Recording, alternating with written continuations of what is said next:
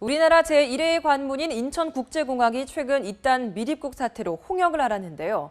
다행히 역대 최다 인파가 몰렸던 설 연휴는 무사히 넘겼습니다.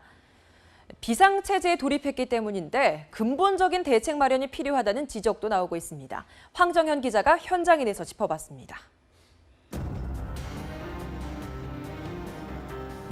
지난달 미립국했다 검거된 중국인 부부와 베트남인 남성. 이들이 국경을 넘는 데 이용한 장소는 다름 아닌 인천공항입니다.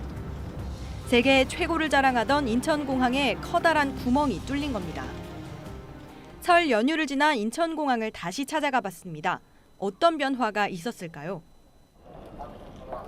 사건이 발생한 이후 보안구역의 차량이 전면 통제된 상태여서 출입 허가를 받은 취재기자가 직접 둘러보고 나오겠습니다. 미립국 통로가 됐던 출국 심사장에는 업무가 끝나면 완전히 폐쇄된다는 문구가 걸렸고 자동 출입국 심사대 일부는 시스템 점검 중입니다. 내부 직원들의 긴장감도 더욱 높아진 분위기였는데요. 예전에도 강했지만 지금은 더 강해졌어요. 우리가 답변하게 안 하게 되죠. 인천공항공사 측은 이딴 미립국 사태를 근무 태만에 따른 인재로 진단했습니다.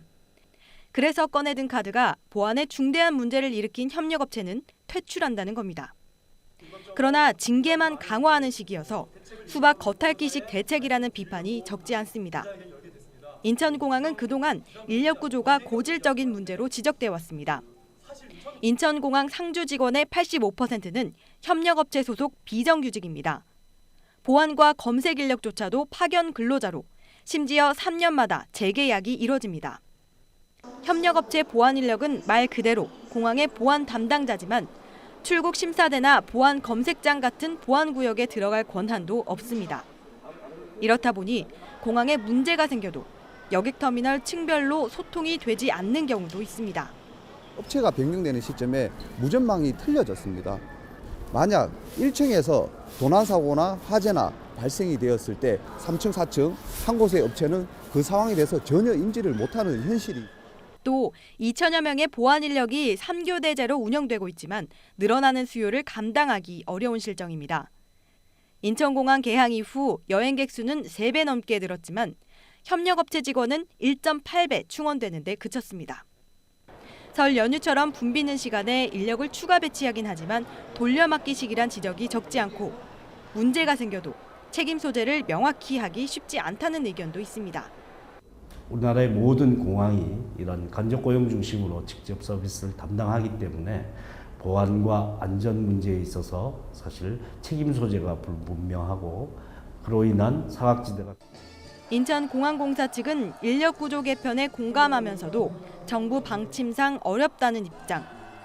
용역을 통해 핵심 분야는 직접 고용이 필요하다는 의견을 제시하기도 했지만 정부에서 예산상 어렵다는 통보를 받았습니다. 그러는 사이 인천공항 환승 지역에서 지난 6년간 282건의 범죄가 발생했고 이 중 미립국 등 불법 출국 알선 관련 범죄도 31건에 달했습니다. 그동안 비전문가 출신이 공항 운영을 책임지다 보니 경쟁력이 약해졌다는 비판도 있었는데 이번에 교통안전공단 이사장 출신 신임 사장이 근본적인 해결책을 내놓을 수 있을까요? 모든 임직원이 현장 중심의 비상근무를 실시했습니다. 앞으로 필요한 시설은 또 보완하고 인원도 필요한 곳에는 좀 늘리도록 지금 추진 중에 있습니다. 인천공항의 운영 시스템은 전 세계 주요 공항의 기준이 되고 있습니다. 신임 사장이 강조한 혁신의 리더십이 인력 시스템에도 변화를 가져올지 지켜볼 대목입니다. 지금까지 현장인이었습니다.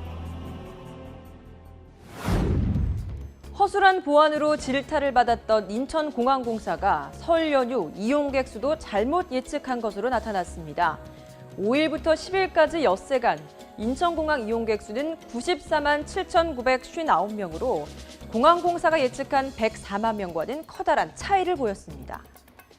근무 인력 배치 등을 위해서 중요한 지표로 활용되는 이용객 수 예측, 이것조차 엉터리라는 게 확인되면서 공항 운영이 주먹구구식으로 이루어지는 것 아니냐는 지적이 힘을 얻고 있습니다.